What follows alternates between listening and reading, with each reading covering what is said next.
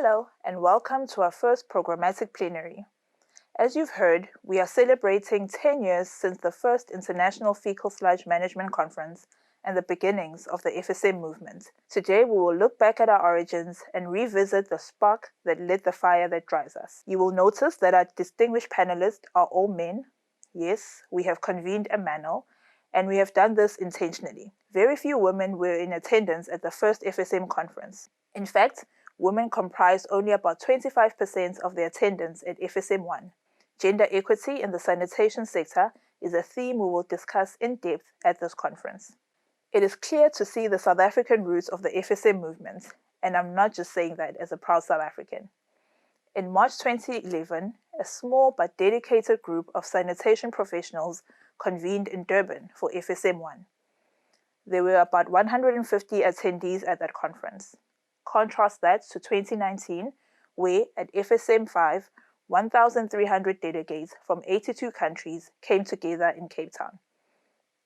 We have come a long way since our beginnings, but there is still much work to be done. Attending the earlier FSM conferences, where most of the presentations were about laboratory-based pilots, research, and were mainly focused on the technical aspects, to now where we see tangible solutions that exist in the real world, there has been greater inclusion of other disciplines within the sector and the recognition of the importance of all FSM actors within the value chain. This certainly shows that we are moving in the right direction. Please welcome the FSM6 Conference Chair, Konstantina Velkushanova, as she hosts three of the original visionaries responsible for convening the first FSM conference, as they revisit the challenges and inspirations that led to the start of the FSM movement. Hello everyone, my name is Konstantina Velkushanova. Welcome to the Origins plenary discussion. Today we are going to discuss on how the first FSM conference started, how it evolved and developed into the consecutive FSM conference series and resulted into the birth of the FSM Alliance. Our plenary members today have all been present at the FSM1 conference, and they have all had a key contribution into the development and the growth of the FSM sector over the last couple of decades.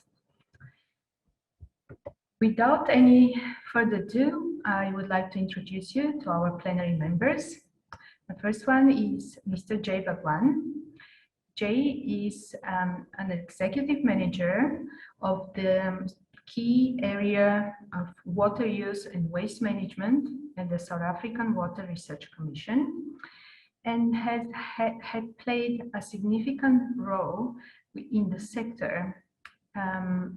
His role has been instrumental in creating different research projects and portfolios for innovations in the sector. His focus has been on different water supply, wastewater, and sanitation. And currently, his primary focus on sanitation technologies of the future, technology innovation and application, and operation and maintenance. Jay has been also the organizer of the first and the second FSM conferences in Durban, South Africa. And he, ever since, has been playing an active role as a conference committee member in the organization of the next conferences. He is now one of the supervisory board members of the FSM Alliance. The next plenary discussion member is Peter Hawkins, who has started his sanitation journey at the London School of Hygiene and Tropical Medicine in 1976. And for a couple of years, he worked on different characterization techniques and studies and of pit latrines. In 1982, Peter moved to Mozambique, where he started working on projects related to urban sanitation and drainage. And he has been working as a consultant for the next 25 years in Africa, Latin America, Sri Lanka, and Indonesia. Then in 2007, Peter has been recruited by the World Bank as sanitation team manager of urban sanitation projects, and he has been working in Mozambique for quite a number of years. Since 2017, Peter has been an independent consultant in urban sanitation. He has been actively involved into the organization of the FSM conferences, and he is also one of the supervisory board members of the FSM Alliance. And the next member of the plenary panel is Mr. Neil Mccloud. Neil has been the head of the Water and Sanitation Unit at eThekwini Municipality in Durban, South Africa, for over 22 years. In 2014, to recognize his excellence in his work and contribution in the field of water and sanitation, he was awarded with the prestigious award of the Stockholm Industry Water Award. Neil has been an iconic figure in the FSM field because he always had the outlook of innovation and then incorporation of studies through academia into the long-term planning of decision makers. And he's always been having the outlook of the future, how we can incorporate everything into innovation, into simplified technologies, into dignity, and into safe water and sanitation for all. Without any further ado, I would like to welcome our panelists, Jay, Peter, and Neil. Thank you for joining our session. So now, after the introduction, I would like to welcome our members and start with the first question for today, which is directed to all of you. Is thinking about the first FSM conference, what was the state of the sanitation then, and why was FSM needed? Maybe we can start with Jay. Yeah, so let me give you a perspective. I mean, South Africa in the transition to the new democracy, started with what we call the backlog eradication. And, the Cinderella was water supply. So, for the first 10 years of democracy, a lot of attention was given to closing the gap on water. And, somewhere when we orchestrated the MDG direction towards incorporating the sanitation target, we suddenly seen this barometer and attention towards the backlogs on sanitation increase, okay? And, like many initiatives in the developing world, it sort of created its own momentum, but also started to create a lot of concerns because the objective was driven towards putting infrastructure on the ground, and no one was thinking about what's going to happen on the long-term operation and maintenance and sustainability. So, we went, as a country from about 900 on-site sanitation systems in the form of VIPs plus all other sort of rudimentary pit latrines to this barometer ticking in 5 years, shifting up to close to about 2 million systems. And these were bioreactors in our backyard that people, put in and becomes invisible without asking the question, what's going to happen to them when the pit fills up? And that became the basis of our strategy at the Water Research Commission, asking this question, and we launched a study and a survey to understand what was happening in the South African sector, okay? And, that study put out a number of alarm bells, and it got reinforced at that point when eThekwini took on new jurisdictions in their area, a lot of rural areas, and they inherited larger concentrations of on-site sanitation system brimming with problems, okay? And the question people started to ask is what happens when the pits fill up, okay? And I think that was the time bomb for us. It said, this thing is going to explode we have to diffuse it, and it set us on the path to mainstream fecal sludge management as a strategy for the South African sector, with the understanding that, our fiscus is not going to be able to sustain new toilet building programs. Okay. And, through the processes and the science that we developed, we began to understand, more intimately the complexities that we were dealing with. And that sort of set the horse on the bolt, to bolt around why we needed to mainstream fecal sludge management as a very important element in our own operation and policy environment. Thank you, Jay. And let's move to, let's say, Peter. What is your reflection when you think about 10 years ago? Well, 10 years ago, I'd been interested in the business of urban sanitation for quite a long time. I'd seen it around Africa, Central America, South Asia. And basically, there were two solutions. There was sewage, which was a kind of all-in-one solution, goes in one end of the pipe, comes out the other, it's treated, perhaps. And then everybody else had some kind of self-built on-site system. And there was this kind of concept that, if you've got a toilet, you have sanitation. And also around that time, there was a lot of focus on rural sanitation and the ending of open defecation, which again was all about toilets, pit latrines. But meanwhile, we had the cities of the developing world exploding in terms of population, at horrendous rates of growth up to sort of 10%. And the services were simply not keeping track. You were getting densification, more and more pit latrines in a smaller and smaller space. And obviously, as they gradually overflowed or were badly managed, there was more and more cholera and a lot of other associated health problems. I mean, of course, there were quite a number of people that were aware of these problems and were looking at them, trying to do things, but it was all kind of isolated initiatives here and there. And when I heard about this first FSM conference, my ears really pricked up. I thought, goodness, finally, we can actually get to speak to each other and start to brainstorm and really sort out what are very difficult problems to manage. And you can only go so far with little isolated initiatives. It needs more joined up thinking, more cross insemination of ideas to come to a good solution.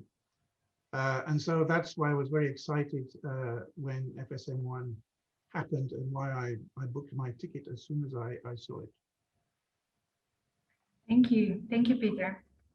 And Neil, what is your reflection thinking about back then?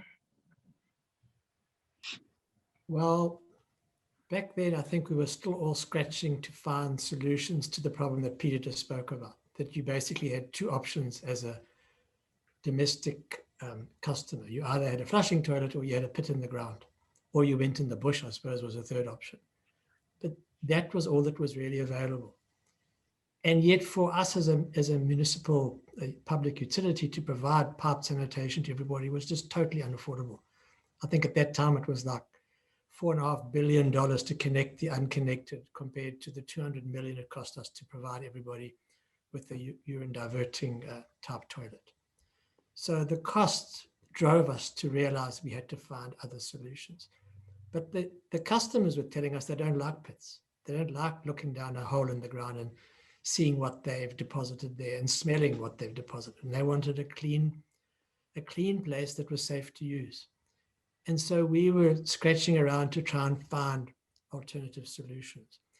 And at that time too, 2010, 2011, when the Gates Foundation started getting involved and working with us, we also started to realize that there were valuable resources in the fecal sludge.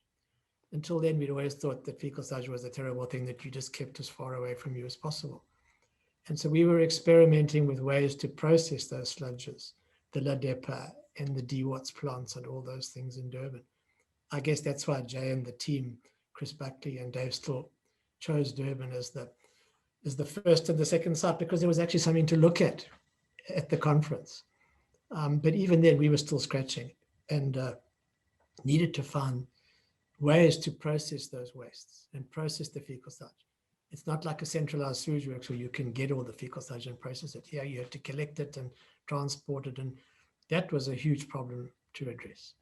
So many challenges to face back in 2011. I don't remember that FSM1 was actually called FSM1. I don't know what it was called, but certainly FSM2 was called FSM2. But that would tell us what the challenges were that we were trying to address back then. Thank you. Thank you, Neil. Yeah, it sounds like there was a lot of challenges back then, and that was the first step at the time, just to recognize the problem about fecal sludge management and start thinking on the next steps. So speaking about Durban, and the first FSM conference being organized there in 2011, Jay, would you tell us a little bit more about the motivation behind of why you decided to organize the first FSM conference, and yeah, just to give us a little bit of insight of how the idea developed and what were your expectations back then? Yeah, so as I mentioned, from all of these scoping studies, I mean, the science really was awesome and awed us at what we found that, over the last 50 or 60 years, on the theory and understanding of on-site systems, no one had actually done any scientifically based, evidence-based work. And, as the Water Research Commission, we chose that strategic direction and brought partners in with the experience in the form of the pollution research group to unpack this dilemma. And the science started to raise many concerns around safety, around process, around opportunity, and then also, the work unpacked that, the civil engineering mindset that we were using just made pit emptying more complicated and risky, okay? So it had a number of challenges that the South African sector was faced with. But the large part of it is that we already understood that municipalities never had the capacity to manage several decentralized systems, not in the order of millions, okay? It's not in their, ecosystem model to arrange that institutionally. So it was going to become a challenge, and we called this at that time the invisible problem. It's the issue of filling up pits. Operation and maintenance of pits were just taken for granted, from the charitable days of the international aid process. Let's say, I give someone a toilet, they will empty the toilet and they will keep using it. But in the modern world of service delivery, that's not how it works. So we set our direction towards saying that, look, let's not see it as a problem, let's see it as an opportunity and create certain aspirations around it that we could, open up the trajectory and pathway on, making this an acceptable service that possibly would become and lead towards a norm and uniform for many people in the world as we shift the technology barriers as well, because it's not that, waterborne is the kind of golden solution.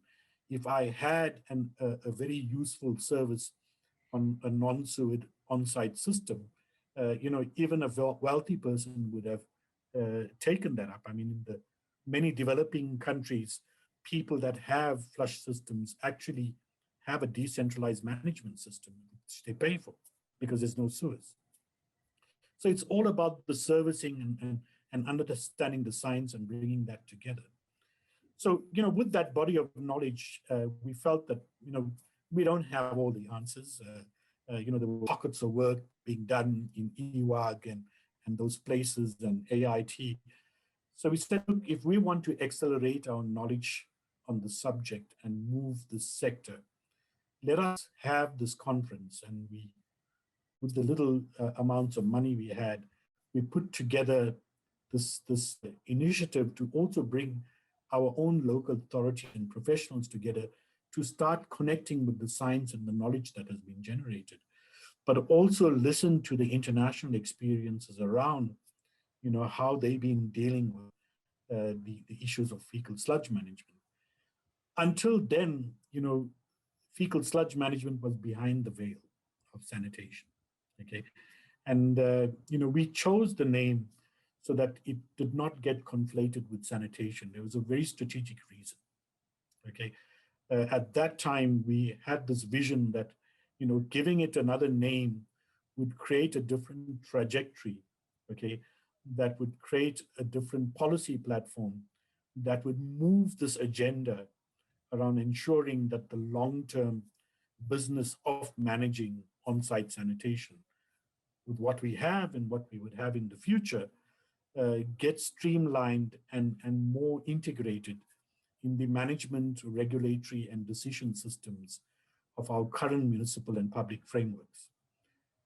And I think, we've come quite far because we're starting to see that, we've seen the veils being lifted.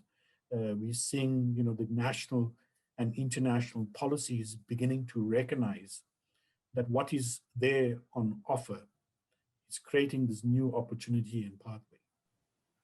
Thank you, Jay. Yeah, that's correct. I mean, it sounds like it was the first step of recognizing the fecal sludge management as a separate subsector, not only putting it under the umbrella of the sanitation sector, because it's a lot broader, and usually it's not widely discussed openly. Everybody back then would have understood that fecal sludge management entails just pit latrines, and it's so much more than that. So also it sounds like a good start of putting all the sectors together, and it's so important to have people speaking to each other, to exchange information and knowledge, to create a community of practice.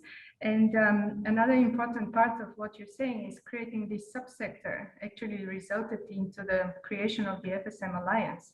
So have it not been named fecal sludge management and recognized as a separate subsector, maybe we wouldn't have had this organization today. So these are very important connections. Let me move with another question to Peter. Thinking about the situation with the fecal sludge management back then, 10 years ago, and now, what do you think there is anything that moved faster than you expected? Anything in the development in the sector, anything that you back then pessimistically thought, oh, it would take much longer, but to your own surprise, had evolved much faster than you expected? Yes, indeed, I think there is. I mean, when I went to that conference in Durban in 2011, I've been looking on and off at this problem for 30 years, and all I was seeing was that it was basically getting bigger, and that no real solutions were really being developed. And indeed, I remember I met a person who later became a colleague, who said he'd referred to my earlier work in 1980, looking at pit latrine contents, because he'd scoured around everywhere and there was just nothing there. People were just not looking at it. And over these last 10 years, I think, I mean, as Jay is sort of saying, we're gradually pulling back the veils. Firstly, I think there's been a much greater focus on sanitation itself rather than water and sanitation. I think good progress has been made on water, particularly in urban areas, and it was becoming painfully obvious that that wasn't happening with sanitation, and that as the cities were growing, the sanitation problem was rather getting worse. And that was sort of evidenced by things like, we had sanitation and water for all, which deliberately started to put sanitation in front of water. We had a sustainable development goal, which was specifically about sanitation, which had not been seen as a specific objective before. So there was really quite a fast growing focus on sanitation and urban sanitation. And then sort of taking it down another level,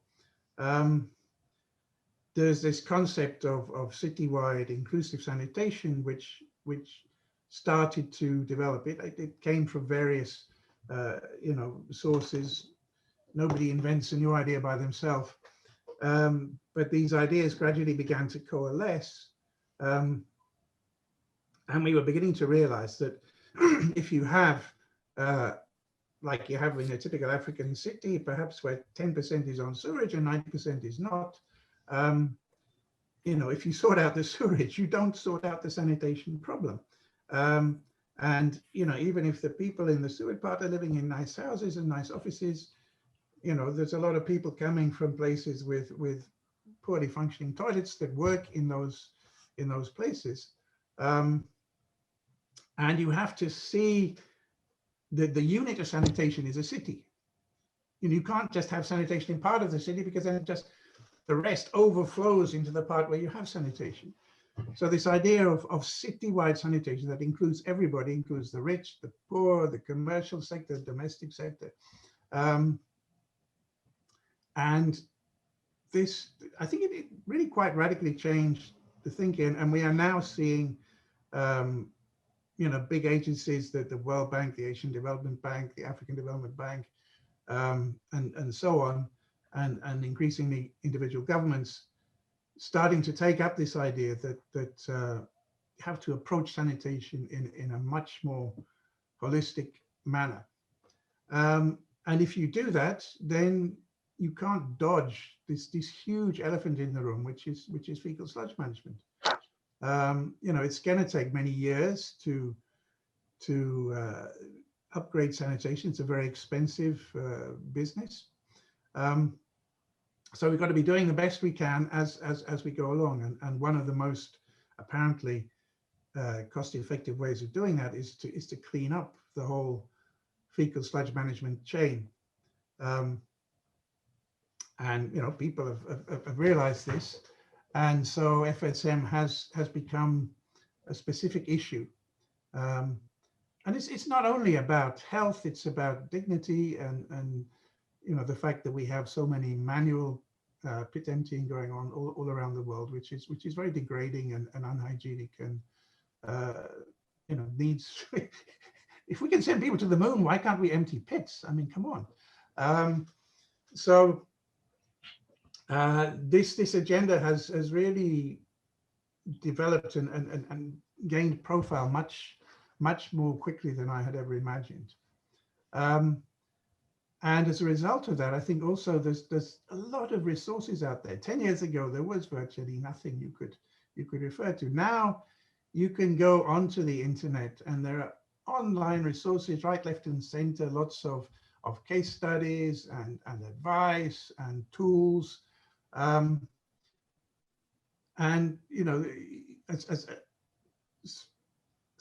this is something which practitioners can refer to. I think one of the reasons sanitation in the past didn't have many resources devoted to it was that it is very much a practical issue.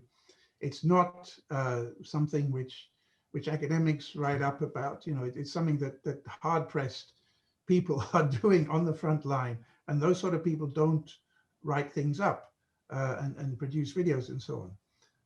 But as the profile of sanitation was raised, then more of these resources started to be prepared, and a lot more is now being shared. And I think for those working in this field now, it's much easier to get a foothold into deciding the options available to you. Thank you, Peter. Yes, if I echo what you're saying is correct. It seems like you have told that what the intention was 10 years ago to create a subsector of FSM with all the different involved stakeholders working together, exchanging information and progressing. Probably 10 years ago didn't look like it's going to progress as fast, but now 10 years later, we have a huge network of professionals working together. There's so many different aspects. We have what you said. Now nowadays, even the whole issue of pit emptying is, even the job of pit emptying is recognized in a completely different way. We have the pit emptying challenges that have been organized for a few years now in recognition of pit emptiers, and it seems like all the teams are really proud of the work they're doing, which seem something that have been a lot more challenging before. We had in the previous FSM conference the Pan-African Pit Emptiers Association was created. So there is a lot of recognition and an exchange growing of the sector, and there is a lot of evidence on that. And now I'm going to direct to Neil quite the opposite question. Thinking about 10 years ago, is there anything now that you would like to move a little bit faster and that you feel that we are not there yet in the FSM sector? Yeah, so, if I look at the way we look at sanitation and fecal sludge management, when FSM1 was held, we talked about generally as a sector about sanitation, and the pipes and the treatment works drove the process, and fecal sludge was just an add-on. Now, what has started to happen, but not to the extent that I would be happy with, is that fecal sludge is actually driving the thinking, because we now realize as a sector that fecal sludge has a value. And so all the technology is about, well, how do we rejig the technology so that we can harvest that fecal sludge and process it and recover the resources? But the problem is that while we've been very good at talking to each other and writing papers for each other to read, we have that whole market out there. If we're going to make this fecal sludge management a success, we need to deal with what I call product safety. So we now talk about the sanitation circular economy, the fact that we will take fecal sludges and we will process them and we will harvest the value. And that's okay for us. But the chain stores and the families at home, when you talk to them about using products that are derived from fecal sludges, they have what we in South Africa call the yuck factor. Oh, I don't want to go near that. Use a face cream that came out of somebody's waste, or, eat a fish that was fed with the fecal sludge protein. So that is an area where there's not been as much success, maybe because engineers and scientists are not good marketers. But until we can crack that one, we are not going to see a successful sanitation circular economy thing, in my view. And linked to that is the fact that I had hoped that by now we would have a set of standards determining product safety and processes. So in other words, we could go to the chain stores and go to the people out there that are not technically minded and say, we could guarantee you that this product is safe, like we can do for reused water, but we can't do it for these products. So is the phosphorus okay? Is the black soldier fly protein okay? And that is a big gap. And nobody's investing in that right now. So the technologies are moving, the logistics platforms are moving, the science is moving, but that's not helping us to close the sanitation circular economy thinking.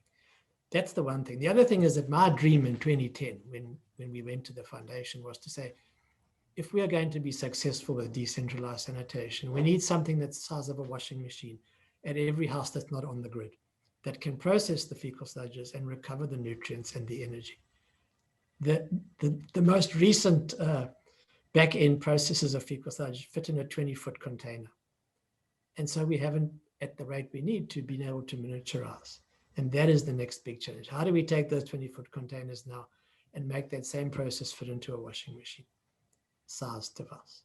So I would say those are the key areas where I haven't seen the kind of changes that I would have hoped. Thank you, Neil. Yeah. Although a lot has been achieved, yeah, there is still a gap in the market that definitely we need to explore and actually start more and more taking the fecal sludge or the excreta as a resource rather than a waste.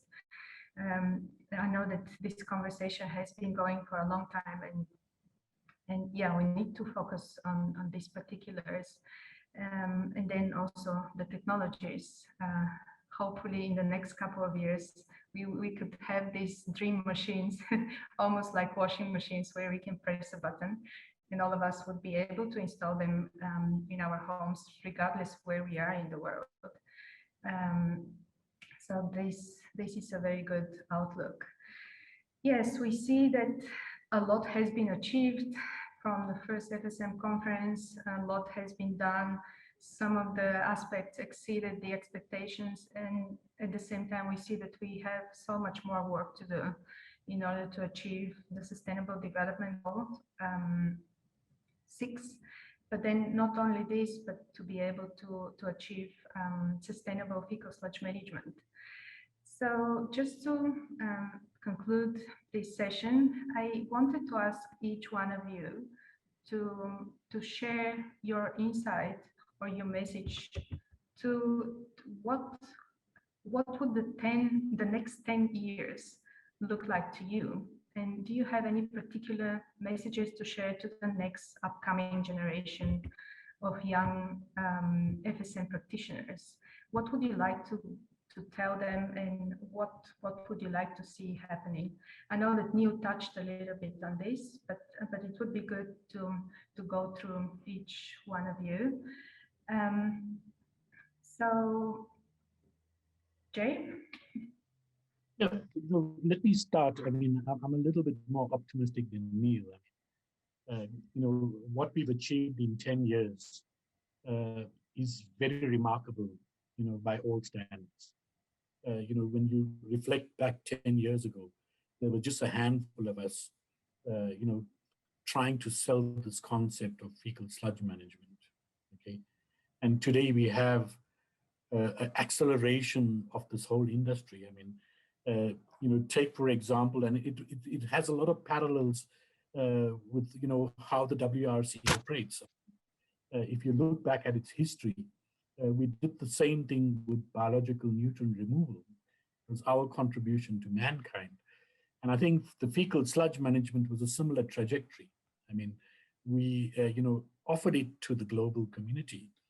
And the result is that it's gone from a small localized event to one of the mega events in the water and sanitation calendar. It's a mega event. It's bigger than what we anticipated, and it keeps growing, and it grows in diversity that brings a different kind of knowledge base into connection. Okay, and if you look at that, and I keep reflecting after 10 years, I've never been asked to, be examiner on so many PhDs that have to deal with fecal sludge management. I have to turn them down. I'm so overwhelmed. Okay, that there's this whole cadre of youth wanting to do PhDs in finding solutions around fecal sludge management. You've seen a number of initiatives that get unwritten, that's open up the pathway to a new sanitation market, and it's becoming a force. I mean, you see what's happening in Kenya, you see what's happening in Nigeria. We've just seen what happened in India, and the second round of it. So, we've seen this fecal sludge management become national strategies. And sadly, we were the pioneers in South Africa, and we're only starting to develop our own fecal sludge management strategy at a national level with all the knowledge-based pattern, and it's just sad. But when you look at globally, and that's why I'm saying I'm so excited that it has taken off so fast and so quick that, the next 10 years is going to be more exciting, and there's going to be more growth, and there's going to be more diversity, because we're seeing more and more people from diverse industry, diverse backgrounds are beginning to come into the space and create this new fecal sludge marketplace that's looking really, really strong in its potential to bring this new value proposition to its users, okay? That offers a unique experience, that's going to offer, what we set out as a vision, that it's going to be aspirational, okay? And I think we've pulled the trigger on that from the early days that we started. that has given this pathway to the whole non-sewage sanitation technology platforms, the whole, what we would call locally based entrepreneur servicing models, etc.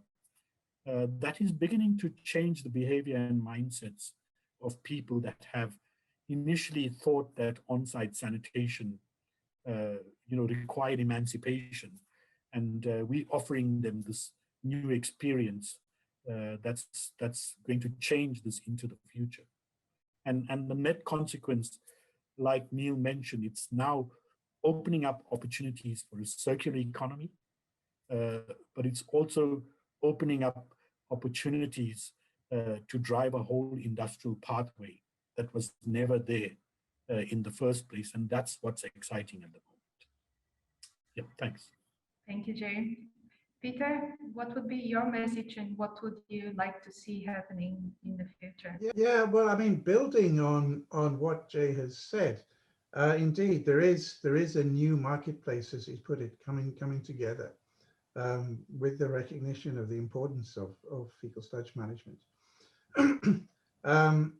And it has many aspects because it has the technical and service provision aspects, but also the whole policies that have to recognize fecal sludge management, which previously didn't, institutional setups which also deal with that, and regulatory arrangements to deal with it, because previously it was just entirely more or less in the informal sector.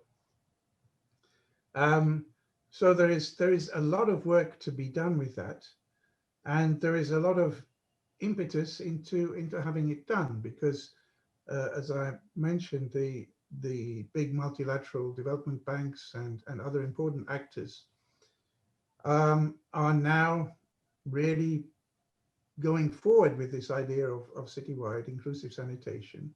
And you will not see big sanitation projects now moving ahead without a component of fecal sludge management.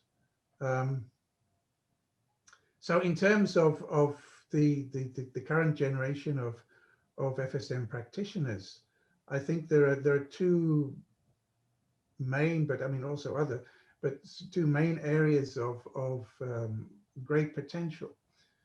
One is at city level. In previous times, sanitation was like, nobody wants to know about that. It was almost, in some cities where I've worked, it seems almost a punishment, where the employees who've done least well was, okay, well, you can go and do sanitation. But now, this is being recognized, and there is really a need for properly qualified personnel to lead on this at city level. Sanitation is inherently of its place, and it needs to be managed city by city. And you can't have sort of very generalized solutions. And so what that means is that you need to have people in each urban area who are capable of providing the technical leadership to produce the good solutions. And so that's a whole kind of new category of employment available. And I think a very interesting and stimulating area to work with. And then there is also the huge potential of formalized fecal sludge management businesses, moving away from the individual with a bucket, performing a very insanitary task, and getting the whole thing organized, running businesses which, this is a business which only grows. And so there is huge potential there, I think. And, perhaps the formation of the Pan-African Potentials Association is evidence of that. So I think there is really a lot of potential. In fact, in my work, what I see is that there are a lot of people wanting now to get the right things done, but actually the big constraint is human capacity. and that there is lots and lots of work to be done by those who want to do it. And it's not just grunt work, like I said, it's you know, it's much more hygienic and intellectually challenging than it has been in the past. And I think that's a huge opportunity which we need to promote. Thank you. Thank you, Peter. Neil, what would be your outlook for the next 10 years? And what message would you like to convey to the next generation, to the young professionals in the field? So I may have sounded pessimistic, but I'm also very optimistic. I see that there's a message here that would resonate with young people, because we're talking about sustainability. We're talking about the fact that, 80% of the world's sewage is untreated and runs into the environment. That is not sustainable. We're talking about the fact that phosphorus is a finite resource and will run out in the next 75 to 100 years. And then we can't grow the crops to feed the world. And so we need to look at the circular economy thinking. And that will hopefully drive people to realize the importance of treating fecal sludges and recovering the value that is in them. And people will change their mindset, and we'll succeed in convincing people that this is what we need to do. It's the right thing to do, if for nothing else other than for our survival as a country, as a world. So there's that side of it. The other thing is that the problem we're trying to deal with has been around the technology problem since the toilet was made, the flushing toilet for Queen Victoria, 160 years ago. And so in 10 years, as Jay said, we've done a heck of a lot. There's now a toilet pan that effectively diverts the flush waters away and separates the urine from the feces, which makes fecal sludge management in its subsets much easier. That didn't exist 10 years ago, and its efficiency is amazing. And it used incredibly high levels of technology to produce. And now it's going to be available for anybody. That immediately addresses the problem of not having to look down the hole and dealing with odor, because it uses less than 1 liter compared to the previous toilets of 9, 10 liters. So already we've made advances there. I'm also encouraged to see that big industry, white goods manufacturers, are interested in miniaturizing, taking those 20-foot container technologies and making them fit into a washing machine. We did it with cell phones. You know, the original cell phone was a brick, and now look how tiny they are. Even cameras, all these things we've been able to miniaturize. And I think in the next 10 years, we'll succeed in that area. So the dream of a washing machine sized device available to anybody will become a reality. And hopefully, and this is the biggest challenge, I think, is the bureaucracy that we need to overcome to produce the product safety standards, which will then close the loop and make this dream of being able to use the products that we harvest from fecal sludges return into the economy and be used productively.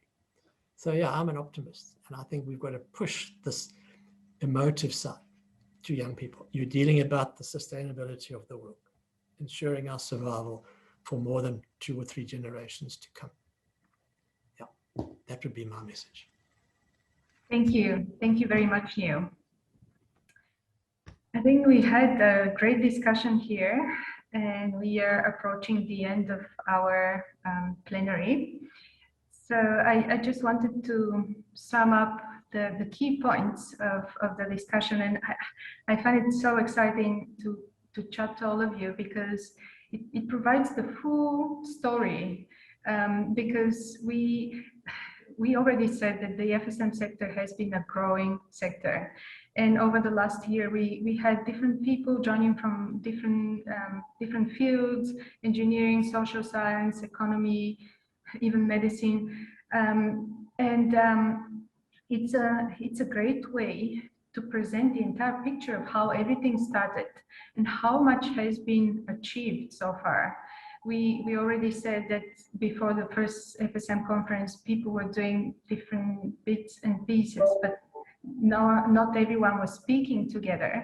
And now we see that there are so many networks and organizations involved into the FSM sector.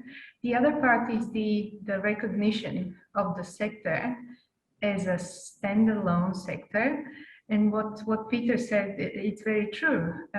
It's seen as a prestigious sector to work. It's not anymore the punishment if you're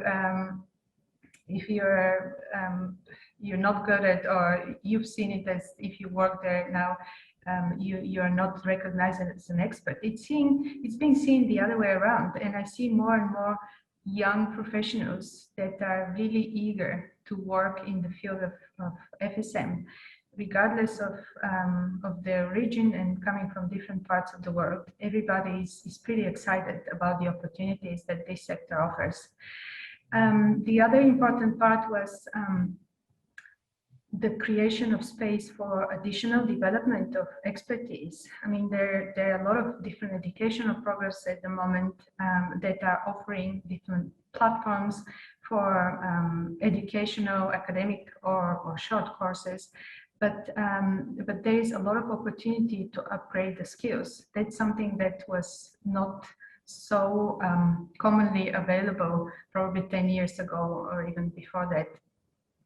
And the development of the technologies, the dream technologies of Neil with the washing machine buttons, I think maybe it has not been achieved yet, but also a lot of progress have been done. I mean, there are a lot of innovative technologies that are already placed in the field, and they are performing very well, and we see people being pleased to use them. So hopefully we're looking in the future of achieving this dream washing machine type of toilets that we can all install in our homes. Yes, and also it was discussed, of course, we have to be proud of everything that has been achieved over the last 10 years. But we need also to look at all the work that we need to do for the next 10 years to open market spaces, to create even more space for more professionals. There was a mention about creating standards for quality in FSM. And then, yeah, widely distributing these products. And of course, reaching all these big companies, opening to the public, and not only to people that work in the sector, but anyone needs to have access or understanding of what our sector is doing and have access to these products. So that was the brief summary from my side. And I think unless anyone has anything else to mention, I would like to close the session. I realized that I didn't introduce myself at the beginning. My name is Konstantina Velkoshanova, and thank you very much for joining the Origins plenary session. Yes, goodbye. And I hope you enjoy the conference and find out a lot of interesting things. I'm certainly looking forward to it. Well, just to tell everyone there that y'all are the future, y'all are the game changers. So stick around, make a difference, and the next 10 years is going to be exciting. All the best. I hope that those of you listening have been encouraged to do something about fecal sludge management. I'm always reminded that the world has 2.4 billion people without sewage. So that means we need to build 400 million toilets. Let's hope they're not Queen Victoria flushing toilets, but ones that enable fecal sludge management. Thank you, Tina, and thanks to Jay, Peter, and Neil for sharing your insights and inspirations. If you'd like to share your thoughts, please do so in the comment section below. Or if you'd like to continue this conversation, we encourage you to visit one of the interactive networking lounges. We have another full day of programming available for you today. We hope you find the time to view the track sessions, join one of the live discussion forums, participate in one of the sector-hosted sessions, or drop in on one of the FSM Spotlight series. You can find everything listed in today's agenda. Get out there and catch up with your colleagues and make new connections by visiting one of the interactive forums or chat up one of our innovators at the expo. The competition is on with FSM Mastermind, so test yourself and take the quiz. And don't forget to vote for your favorite World Emptying Challenge team. We'll see you again tomorrow.